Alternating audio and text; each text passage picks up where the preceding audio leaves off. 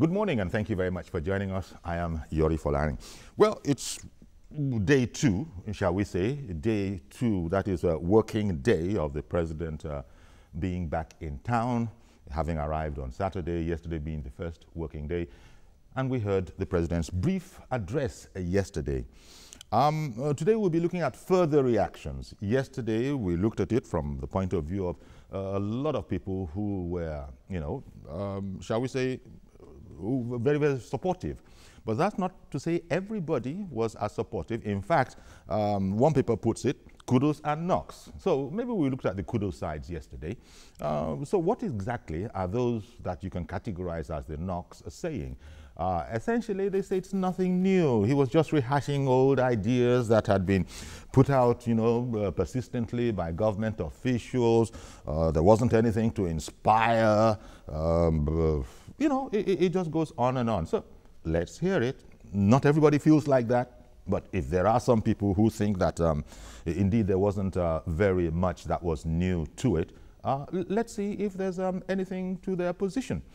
And as always, we'll rely on you to give us a sort of a perspective and a direction. Now, my guests this morning, Dr. Jide Johnson, Deputy Provost, Nigerian Institute of Journalism. Thank you very, very much for coming on. It's a pleasure to be with you, Uncle Yori. Always. Thank you very much. And Mr. Malaki Ogumadu, lawyer and National President, Committee for the Defense of Human Rights. Thanks as always, Malaki, for coming on. I'm delighted to be here. Indeed.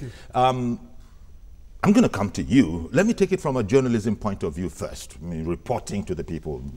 We heard it on television. We heard and saw the president on television. We're able to evaluate his situation, not being doctors, but got something of a good feel of the president is much, much better. He's hit the ground running. He's sort of given us a roadmap of what the rest of his presidency, of his term, is going to be like. But there are critics. There were critics. Jide, how do you see it? There were critics that it's not the kind of speech they would have been expected. They would have been expecting. What do you think? Yeah, basically, thank you for that opening monologue, and I'm going to take it from news management point of view. The question you ask is, the people managing the president, have they been able to communicate the intention of the president rightly and appropriately to Nigerians through this speech? Because, basically the president has aides, different types of aides that are to work for him to communicate his intention, to communicate the goals and aspirations of his administration to Nigeria in view of his absence for many days from the seat of power. Now, if you look at it, releasing a speech of 453 words to address burning issues cannot capture the totality of what you expect from a speech of that magnitude. When the president returned on Saturday, prior to his return from United Kingdom, we've had a series of pictures being released. So person visited the president, this group of people visited the president. So our expectation has been raised, the bar has been raised as regards what we are expecting from the president in terms of what the speech will capture, in terms of what his presence will capture. If you look at the speech, if you dissect the speech, you see that it's threadbare. And I'm not blaming the president, I'm blaming the people that are handling him. How are they being able to communicate his intention? Because if you look at the speeches. One moment, please. I'm going to come back to you, Jide, because I want to pick it up from where I sort of interrupted you. It being threadbare, not very much of substance is one of the ways I'd explain the word threadbare in that context. Malaki, how say you? It's a mixed bag. It's not entirely empty, but it's too short and too terse to accommodate all that the Nigerian people expected. But how reasonable is it, I beg your pardon, how reasonable is it to expect the president to speak and encompass all the issues affecting us? And that was the point I was going to make. The question would be, would you expect that such a broadcast will capture all that the Nigerian people expected? Even if it didn't capture all, it would have done better if it captured the major expectation of the Nigerian people. Which you think is what? Quite a number of them. At the moment, even the APC concedes to the fact that there is serious economic challenges in the country. The ordinary Nigerians are not so much bothered about the highfalutin words used in speech makings and all that. They are dealing with the practical exigencies of survival, which translates to, am I able to still have my 2 square meal? And once that is not coming, and there is nothing in the president's speech to allude to what is likely going to happen to assuage that, it has not met the expectation of those people who trooped out, even those who trooped out in jubilation that he has returned. At the moment, the university teachers are on strike. There wasn't a word about them. There wasn't a single word about that. The economy you should be thinking about should be knowledge-driven, knowledge-based economy. And that can only come from your educational sector.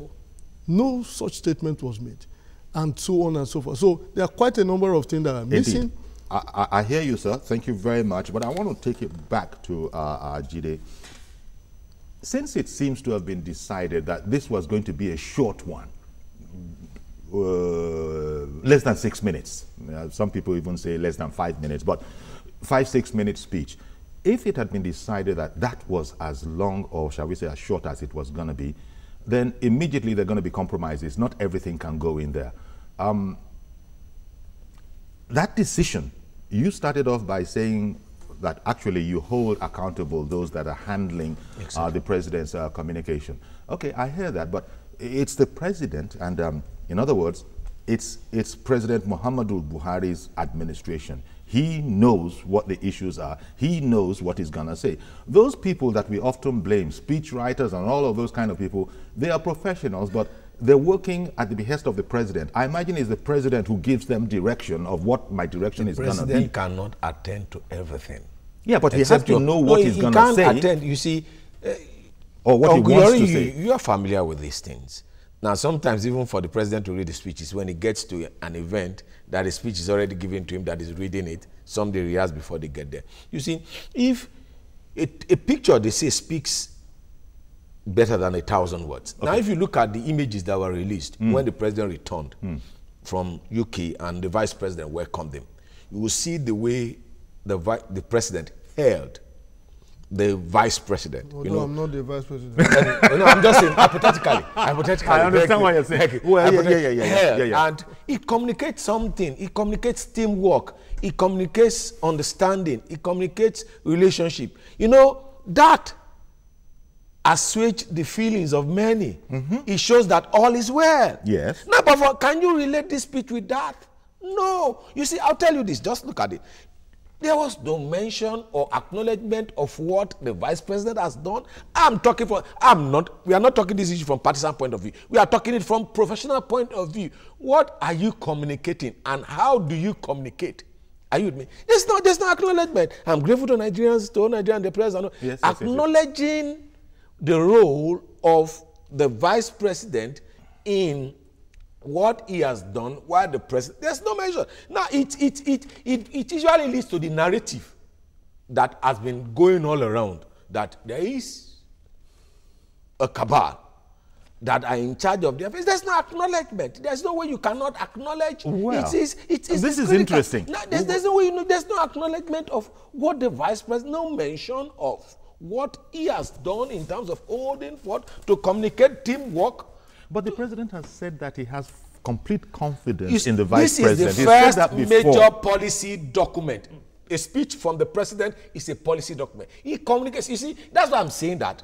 What we are looking at is the way are the people managing, have they been able to communicate the intention? From the intention, you could see the body language of the president. Yes. You could see the relationship. You could see that. What does this reflect? I've just taken one. Yes, I will highlight it as we go on in the course of this program. And but I also think that I understand you, I hear you, but it had been decided that it was going to be a short one. In fact, there are people that will say one of the most important things missing from the short address of the president was what exactly the nature of his ailment was. I have heard such commentary. Now, Femi Adesina, in responding to this kind of this issue, had said that, look, it was just the first in a number of addresses or utterances or statements to be expected from the president, and you can't say everything in one go. How does that argument, stand up with you, Malaki? Well, I'm in two minds, really, whether to focus on moving forward than to dwell on a less than 6 minutes speech of the president. Indeed. I'm not trained I'm not a master of speculation. But one would have been, comfortably seated if, within these few days, beyond the speech, we're already seeing the indicators of where the government is headed, haven't lost so much ground. But it talked about a relentless, effort against those which is criminal and terrorist elements. Which is precisely why my introductory statement was that it was a mixed bag, and I couldn't completely throw away everything. There are takeaways. However, my colleagues speak clearly as a professional. I recall that when he returned the first time, there was that elaborate acknowledgement of the vice president and how very well he did then. And I imagine too, not being a professional in that area, that, look, the president's view was clearly dominant in this speech. And I give you one example.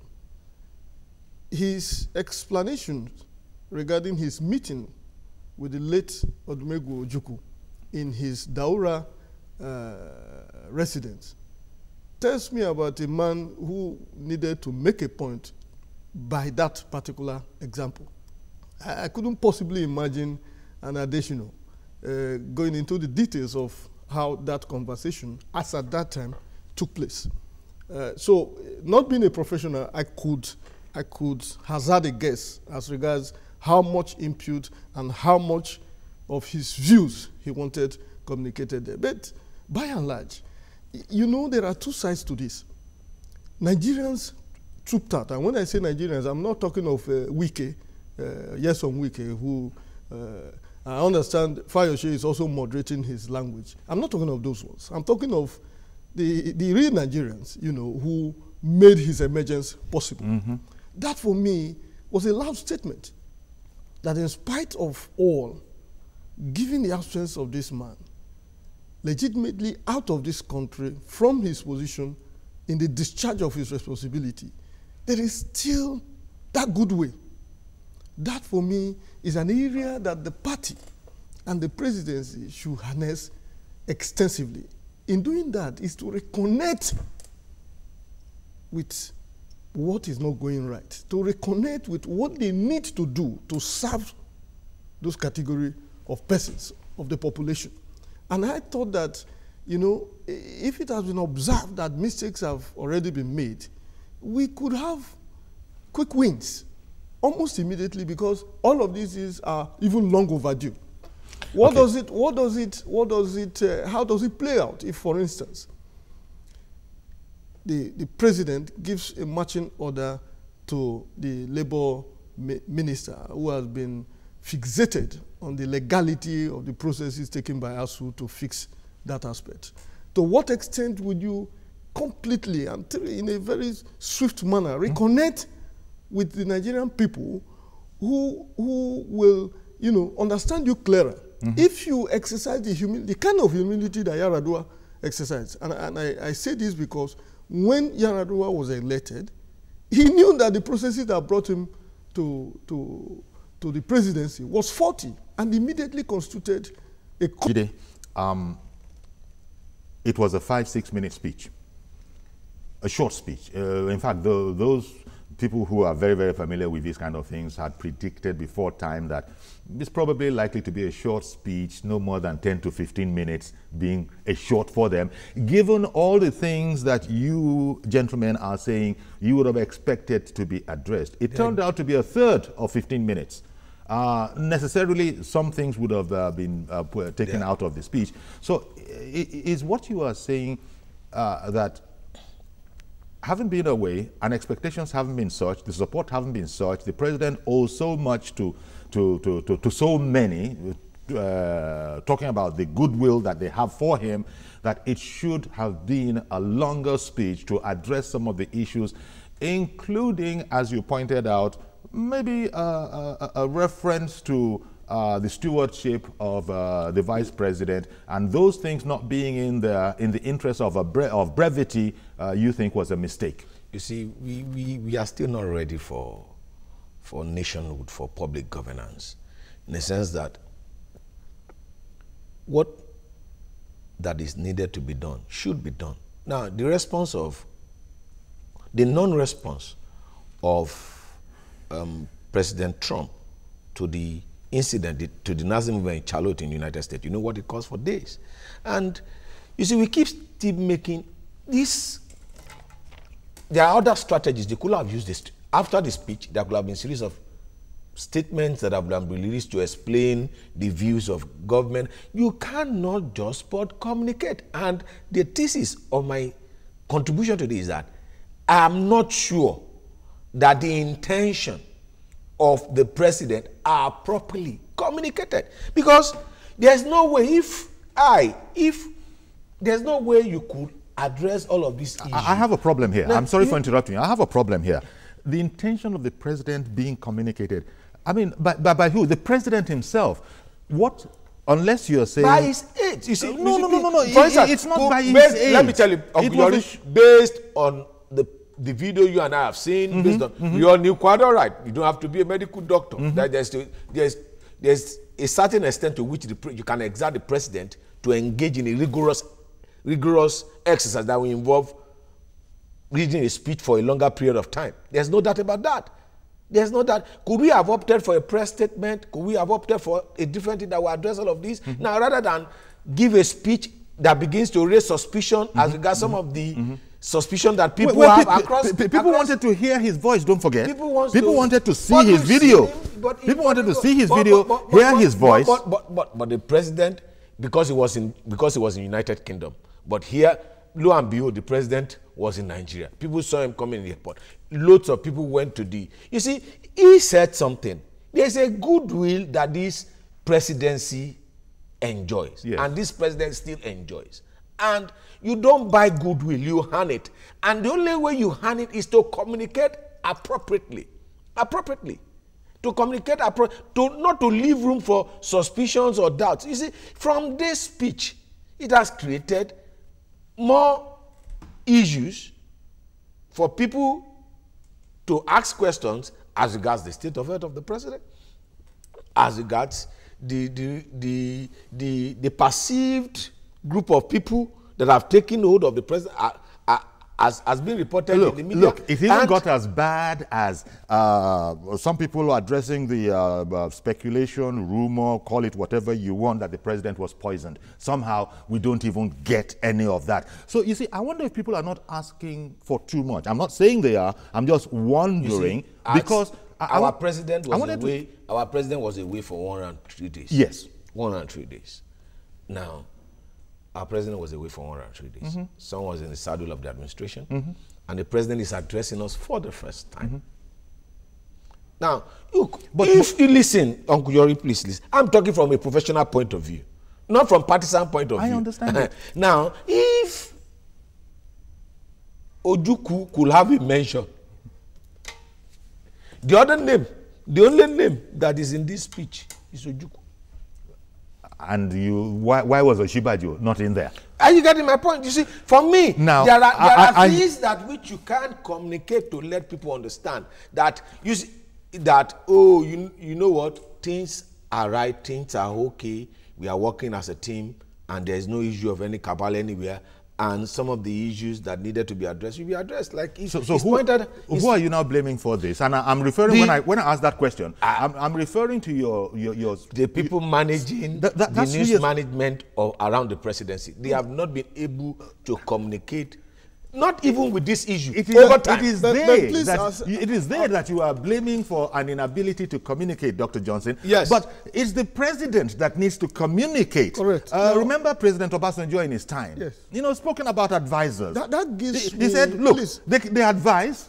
I don't have to take their advice. Correct. So when it comes to speech writing and all of that, you write what the president doesn't agree with. Surely he is able to tell whoever that this is rubbish. So no, that's not what I want to say. Even from the professional standpoint, both of you are veterans in that area. Is it possible that even if you have speech writers, Yes, you also have the input of the speech reader in it? Please. the actual owner of the message. I don't think it's peculiar. What's the mistake that Trump made that cost the recent? Is because he was not categorical. Instead of condemning white supremacy the way it is. So you engage in double speak. Yes, he was here, he was there.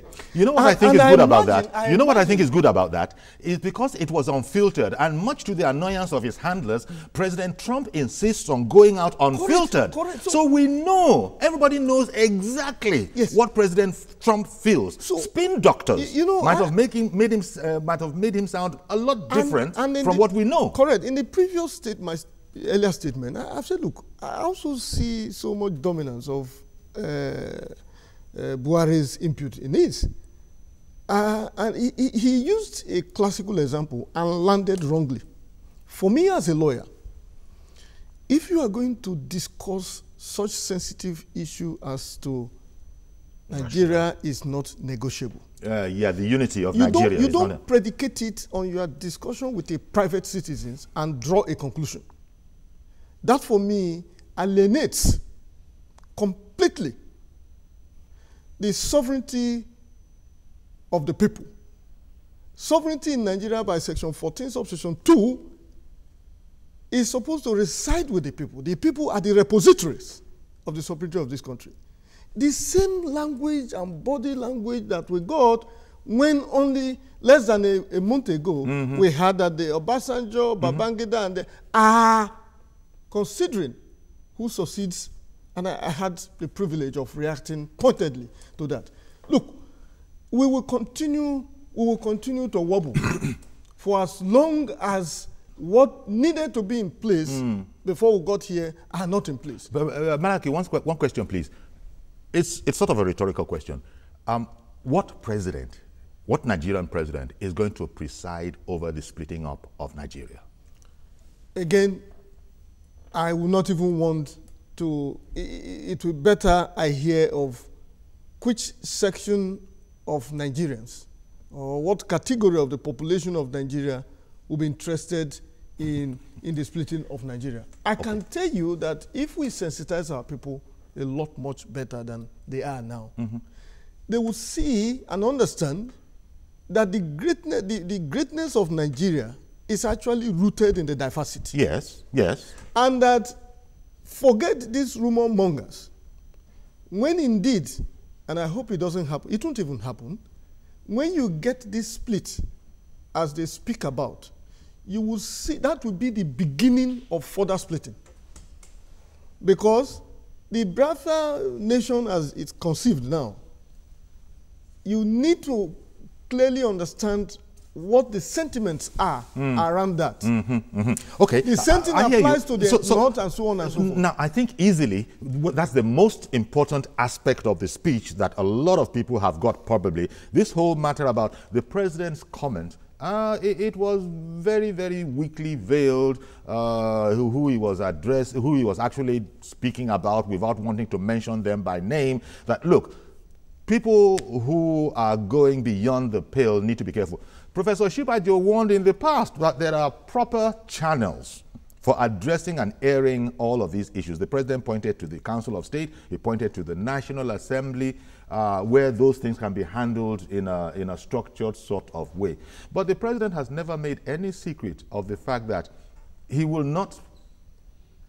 just doesn't have any sympathy for the idea of the breaking up of Nigeria. He's never made any secret of that. And maybe for being as forthright as that, people saw it as divisive, people saw it as arrogant. It's not being divisive. It's leadership. Now, if you go to Oyingbo Market, if you go to Sabongiri Market in Kano, if you go to a market in Enugu, you will see Nigerians from all over Nigeria engaging in their trade, communicating and relating better with one another. When you hear this talk about dividing this country, it is the problem of the elites. And it is people that lose out in the power structure. Correct. And once they lose out in the power structure, they look for one way or the other to get access to power by saying that we want to divide this country. No, there's no Nigerian that is interested. If you want to know, go to an average primary school, go to an average secondary school. You know, in the primary school, we relate together. In the secondary school, we relate together. In university, we relate together. The moment we get out of the university and we come to the workplace, that's where we begin to identify, oh, you are from the north, you are from the south. So it is the problem of the elite. There's okay, one moment, please. Good morning, Yakub. Yeah, good morning, Sijori. And then good morning to the two wise man in the studio, especially Mr. Malak Ogumaki. God bless you. Thank you very much. You see, Sijori, to me, first and foremost, thank God that President is back. And then, for me, President needs to do something fast. What is that thing is to reject the cabinet, especially from 8. Because the reason being that, yes, the speech is less than 5 or 6 minutes. But if one of your guys said something very, very important there, that out of that speech, President was not even mention or acknowledge what the Vice President had been done when he was away from the country. See, Shifyori is somebody that wrote this speech for Mr. President, yes.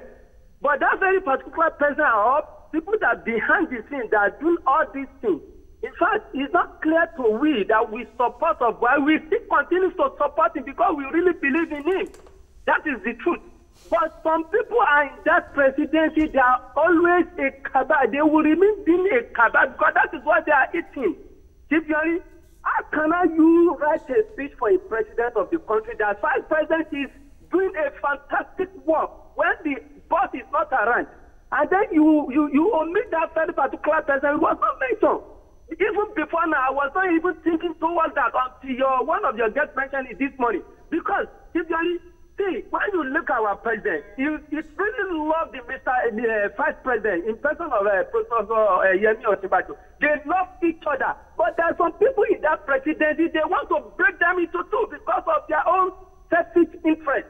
See, Shifyori, I believe Mr. President is going to reject this the cabinet, and then he has to do that fast.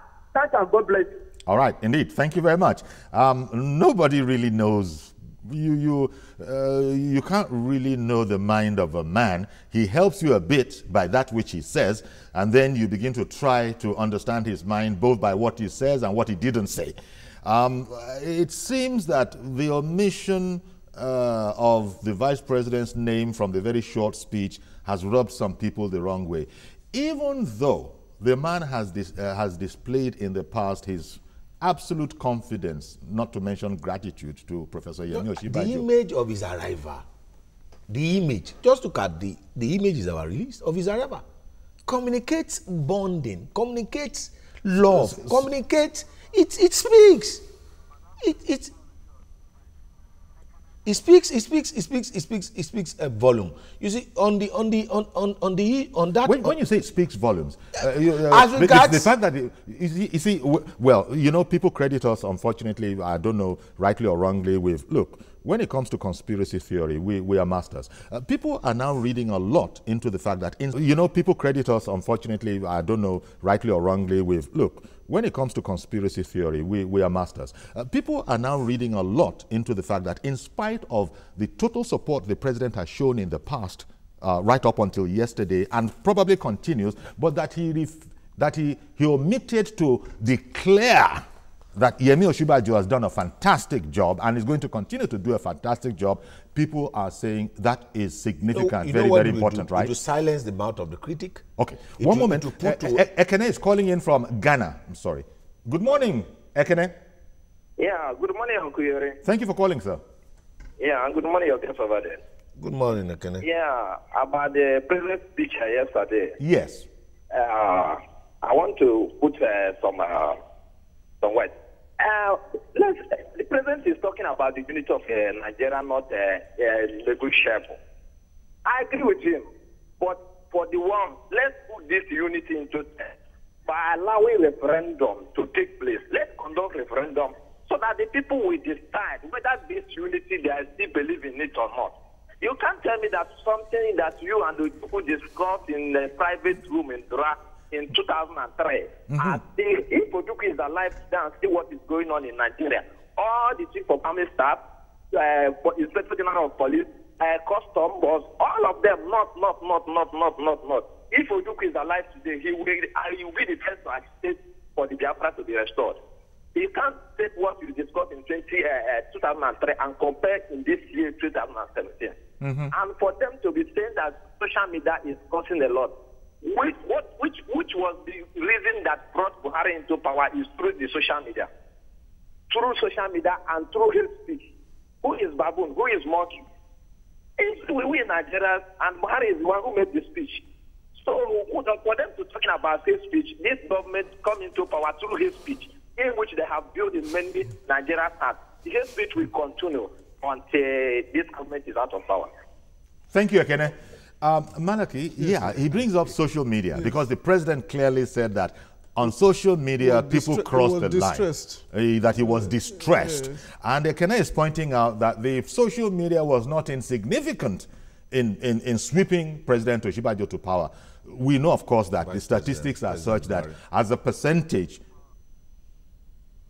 what did I say? President Buhari instead, and not President Oshibajo. No, not acting President Oshibajo. President Muhammadu Buhari, President and Commander-in-Chief of the Federal Republic of Nigeria, is what I meant to say. And, well, thank you very much. Sweeping the two of them into power because it's a joint ticket. Correct. But we're talking about the Commander-in-Chief here. Yes. Now, the point seems to be made by Ekene and perhaps others that, when social media was working for you, there wasn't anything as good as it. But now that that social media has shown its other side, now you say you are being distressed. Perhaps it's fair comment, perhaps it's fair comment. But the fact that Jide started off blaming the handlers of the president, I say lay it at the president's door. The president decides what he's going to say. People will write, people will say, this is your speech, Mr. President. I imagine. The president will approve. The president will read it and say, this says it. Or instantly, the president will say, no, you guys don't understand. This is not what I want to say. I imagine that where the writers come into it, or those specialists, is where the president insists on something, they might tell him the implications of what he's going to do. That's it. But to now, I didn't understand it when Jide, because it doesn't make the president look good if it is suggested that somebody else writes what he's going to say and he doesn't have any input. That's just my take on that. It's only little input. Let Madaki respond. Well, I don't know, because you started off with the social media and then we got... but deal with it because it's an issue. The president did criticize comments and commentary coming from the social media. So you might want to take that. You know, the law itself has a very significant role to play in this. And I'm happy that it was... Vice President now. He has come back fully. He's now Vice President. Professor Yemi Oshibajo, who raised the bar regarding what was going on, and then indicated how his speech and so on and so forth will be treated. Now, let's look at it this way. You know, there are legal regimes regulating communication generally in the country. The first, of course, which is found in Section 39 of the Constitution of the Federal Republic of Nigeria, which again is the organic law, no less a fundamental law in that organic law, grants freedom to every person to freely express himself. Indeed, in the old case of involving Atowankwo, you had the court striking down the Public Order Act, which was one of the vestiges of colonial law with which they, controlled agitations of those times. And it expressly stated that Nigerians have the freedom to express themselves.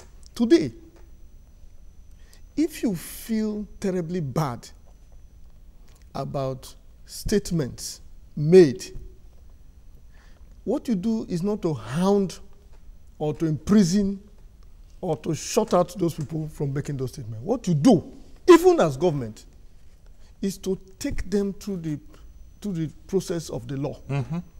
This is precisely why you and I are familiar with laws regulating defamation, libel, entire gamut of our law. As a matter of fact, Section 4 of the Anti-Terrorism Law 2011 clearly identified what must happen if somebody engages in hate speech. And it defines what hate speech means in Section 2, Subsection 1, and says any statement that is made with malice, intentionally, and capable enough of dislocating the social harmony in the country will amount to hate speech.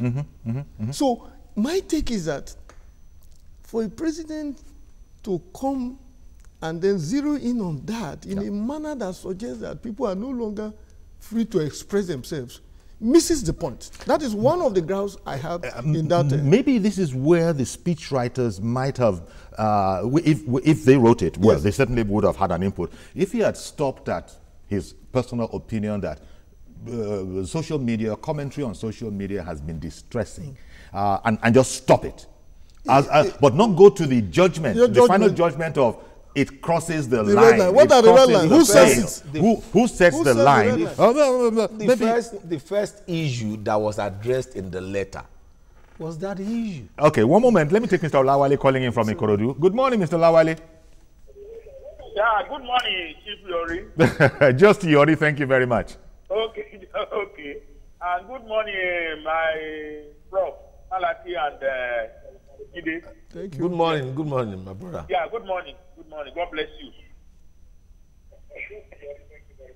Yes, I want to slightly differ from my brother's opinion.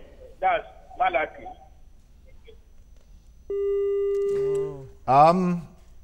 So sorry, we've lost you, Mr. Lawale, but you know how it is. When you get in, just in case that kind of a thing happens, please quickly go to the point. In the meantime, let's take a quick break. Don't go anywhere. We'll be right back.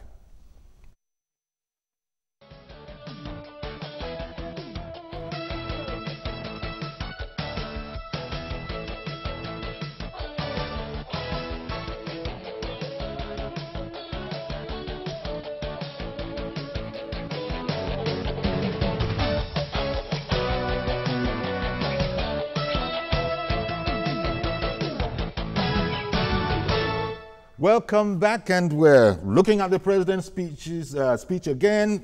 Knocks on one side, kudos on another side, and Professor Ralph Akifeleye of the University of Lagos Mass Communication Department wants to join the program. Good morning, sir. Yeah, good morning, Yori and the panelists. Good morning, sir. Yeah, my brother Johnson. Number one, I just want to say that the speech of the president, in my judgment, is so comprehensive. It is executive as well as presidential, because a good machine has no unnecessary part. If you internalize the speech, you will know that the thing is loaded. All the variables, both concomitant and independent variables, are there. It's for you not to analyze it. So a good machine has no unnecessary part. It is very comprehensive. And the other issue about thanking the acting president on the television is an aberration. The man has been doing good, excellent job, and he knows has been doing his work. There is no need for him to go on the television and say, "I thank you, my vice, you are doing well." When we know that the man did very well, he's actually doing fine. So let us note that those comments, by not greeting him properly on the television, in your judgment, may be substantial, but that judgment it is not material to the subject matter.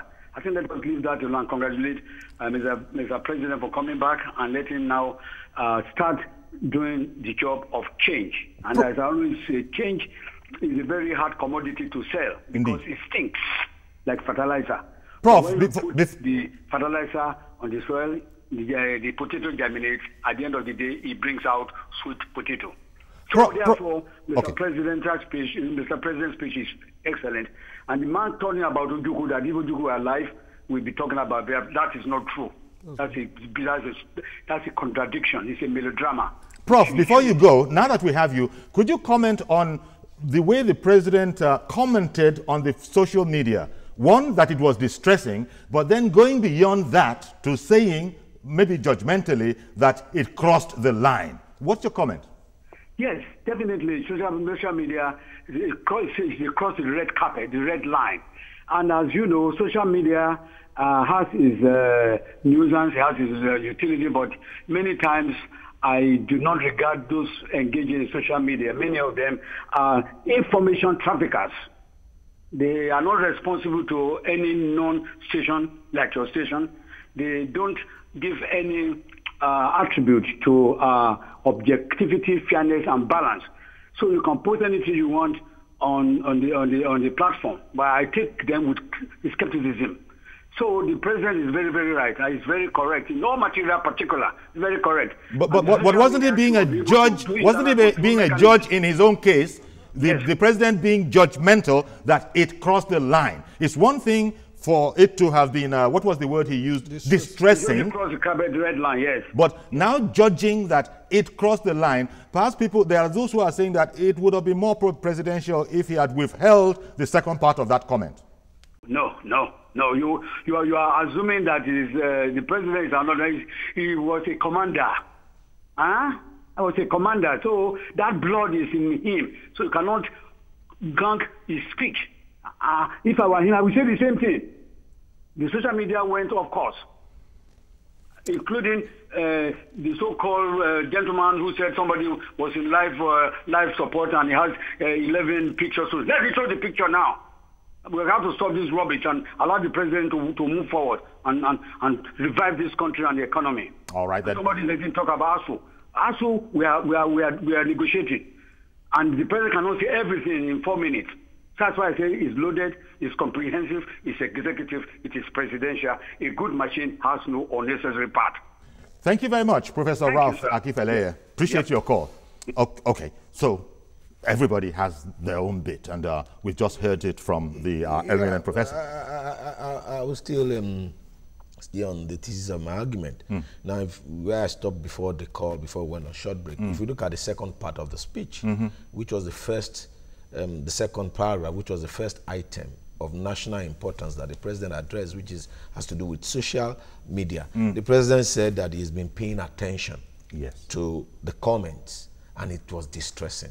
Now, it tells you about the people managing the president. Why did they allow the president, when he was receiving treatment, to have access to what is going on social media? That itself could have contributed to his long stay in it, because you see, good news, they say, is medicine to the body. And it's clear, good news is medicine to the body, while bad news is poison to the body. If you hear bad news, it is depressing. And depression is the cause of all known illness, and is the greatest threat to healing. Hey, but who's in charge? But who's in charge? When you say, why did they allow? It's the president who is in charge. It's the president, but for instance, if so you go... what's this matter about allowing the president? Let me tell you, Uncle Yori.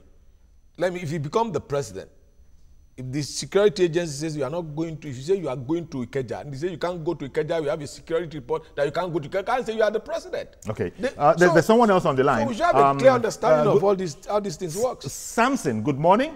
Good morning, good morning, Professor Chief Uncle Yoli. So you better stop complaining. Just leave it at Chief. And no more comments. Good morning. So, please, that very podcast, to me, is not life. Because if you can check yesterday, I went out around 6:25 a.m. I bought newspaper and I got all those speech there. I even asked the vendor, are you giving me the day before yesterday newspaper? He said, no, this one is live. This is government president's speech already. So it could have been a recorded. They need to apologize. That's another thing. It shouldn't be like a live broadcast. That's number one. Number two, Uncle Yori, check this thing effectively. The average man on the street, for the past 1 week, I've been using my money to like feed. I'm even doing more than local government chairman because I can't be eating and be seeing my colleagues and fellow destined hungry, going hungry. Even me, I'm not eating well. You know what I'm saying? Now, if we check all these things we are saying now, president resume back. Is that what's going to reduce the cost of Gary in the open market? Is it going to reduce the cost of bread? You have to look inwardly. Then he said, according to that speech, he said, to everything, all the administration, they should meet the Senate at the National Assembly. I don't think, maybe the man has been off for some days. You don't know that we don't have the chambers at all. We don't have red and green chambers. We only have black and yellow chambers. That's another thing entirely. We have to look inward because people are suffering. We have to look inward. We don't give everything to all those people in national. Now they are on research. All of them, they are travel all over the country, all university. And number two, he has to restructure his cabinet. If not because of this strike, I don't know the Minister of Education. I've not even ever heard his name. A lot of ministers mining and saying, what are we mining? Aviation, why are you aviating? People are wasting people's public funds. Please, they have to look inward. Good morning, sir. Thank you very much for calling in. Malaki, Professor Akifele said that, look, a good machine has no unnecessary parts, as an analogy for the succinctness of the president's speech. I was drawn to Professor's analysis, but with due respect, I also disagree with him. If a good machine needs no unnecessary parts, why was it expedient in the speech to speak directly to the issue of the resurgence of insecurity? That aspect of the directive given again to the law enforcement agencies to return to the victory that we have recorded was in response to the resurgence of insecurity in the Northeast. That would have amounted to a unnecessary part. Okay. But he also spoke about every Nigerian having a right to work and live anywhere in this country. I understand that. But you see, Prof made that statement because we're talking about the hate speech and all that and all that. And then landed by saying that this was a military general in the past and needed to speak that way. Look, if we do not find a way of drawing a sharp distinction clearly situated within these two camps of military hegemony and their mentality and the ethos of democracy, then we will be rendering serious disservice. Okay. Ishak, thank you for holding on. Good morning. Good morning, Uncle Yori. Please go ahead. Good morning to your guest. I'm Ishak Kawaima. Thank you. Uncle Yori, to me, it's not a big deal. When Nigeria are very difficult people to govern, how do you expect Mr. President to capture numerous Nigerian problems in 5-minute speech? I think we're not being fair to the president. So the president has just resumed. I was away for over 100 days. I just resumed. But on the speech writer itself, I don't think Mr. President, even if there is some speech writer that exists in the Aston Villa there, he must have read the speech before even reading it live or to Nigerians. So I believe the issue that we're capturing in the speech are what the president wanted to capture. On the issue that he did not acknowledge the vice president, to me it's not a big deal. Well, already we knew the vice president is there to act in the absence of Mr. President. So he has done well in acting capacity. And if we notice when Mr. President arrived, he held the hand of the vice president. That to me is... It spoke volumes. Mutual understanding. And there is a respect between the two of them. So I think what we should be talking about now is that the spokesman of Mr. President Femi Adesina has assured us that in the few days or weeks to come, we are going to see more if more things from Mr. President. I think we should be more concerned now on the rising insecurity, the dwindling economy, the cabinet reshufflement, which is very key, and the ASU strike. Just like I said yesterday, we urgently need to have a cabinet reshufflement. I think about 80% of those ministers we have, they have no business in there. The round peg should be put a hole, where square peg will be put a square hole. Nigerians we're eager to see development. APC shouldn't give us another excuse. By next year, we want to see us better than what we are this year. That is my take. That's a wonderful day. Indeed, thank you very much. The president is back on ground. He's at his desk. And there are those who are making an issue, I think, of the fact that his desk is now in his residence as opposed to being in his office. Suddenly that has become the president can work from he can work from anywhere. So one is wondering that why are we not looking at the important things? Of the Nigerian nation resides in the presidency, and the presidency is occupied by one person at a particular point in time. And wherever the president is, that's where it works. Let me just tie it up with this. Very briefly, please. I've almost run out of time. We are in a democratic society.